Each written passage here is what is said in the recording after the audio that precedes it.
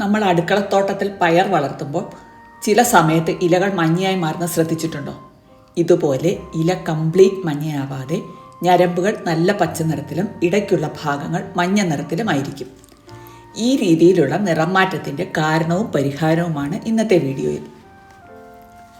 മേൽപ്പറഞ്ഞ രീതിയിൽ ഇലകൾ മഞ്ഞയാകുന്നതിൻ്റെ കാരണം മണ്ണിൽ മഗ്നീഷ്യം കുറയുന്നതാണ്.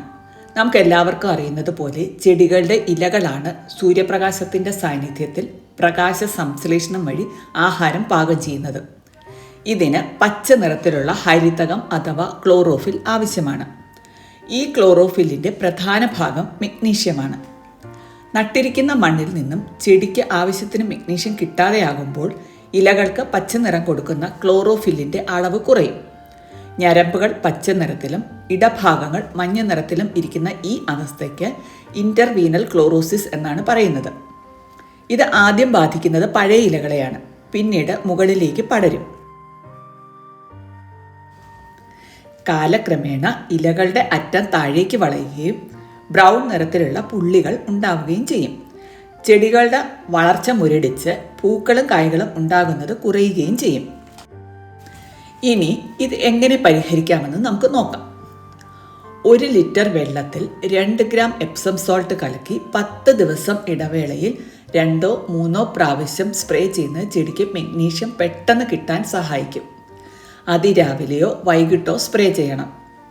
സ്പ്രേ സൊല്യൂഷൻ ഇലകളുടെ മുകളിലും താഴെയും വീഴാൻ ശ്രദ്ധിക്കണം. മറ്റൊരു മാർഗം 5 ഗ്രാം എപ്സം സോൾട്ട് 1 മാസത്തെ ഇടവേളയിൽ 2 പ്രാവശ്യം ചെടിയുടെ ചുവട്ടിലെ മണ്ണിൽ ചേർത്ത് കൊടുക്കുന്നതാണ്. എപ്സം സോൾട്ട് കൊടുക്കുമ്പോൾ ഡോസ് ഒട്ടും കൂടാതെ ശ്രദ്ധിക്കണം. മണ്ണിലെ അമ്ലത്വം കൂടുന്നത് ചെടികൾക്ക് മഗ്നീഷ്യം ലഭ്യത കുറയ്ക്കുന്നത് കൊണ്ട് തന്നെ ദീർഘകാല പരിഹാരമായി മണ്ണിൽ ഡോളമൈറ്റ് ചേർത്ത് കൊടുക്കുന്നത് നല്ലതാണ്. ഇത് മണ്ണിൻ്റെ അമ്ലത്വം കുറയ്ക്കും. ഡോളമൈറ്റിൽ കാൽസ്യത്തിനൊപ്പം മഗ്നീഷ്യവും അടങ്ങിയിട്ടുള്ളത് കൊണ്ട് ചെടിക്ക് മഗ്നീഷ്യം ലഭ്യമാവുകയും ചെയ്യും. പൊട്ടാസ്യത്തിൻ്റെ അളവ് മണ്ണിൽ കൂടിയാൽ ചെടിക്ക് മഗ്നീഷ്യം ലഭിക്കാതെ വരും. അതുകൊണ്ട് പൊട്ടാഷ് അധികമായി മണ്ണിൽ ചേർക്കാതെ ബാലൻസ്ഡ് ഫെർട്ടിലൈസർ ഉപയോഗിക്കാൻ ശ്രദ്ധിക്കണം.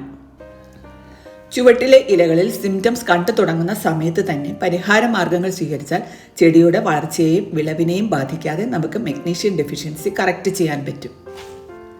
വീഡിയോ പ്രയോജനപ്രദമായെങ്കിൽ ലൈക്ക് ചെയ്യാനും ചാനൽ സബ്സ്ക്രൈബ് ചെയ്യാനും മറക്കരുത്.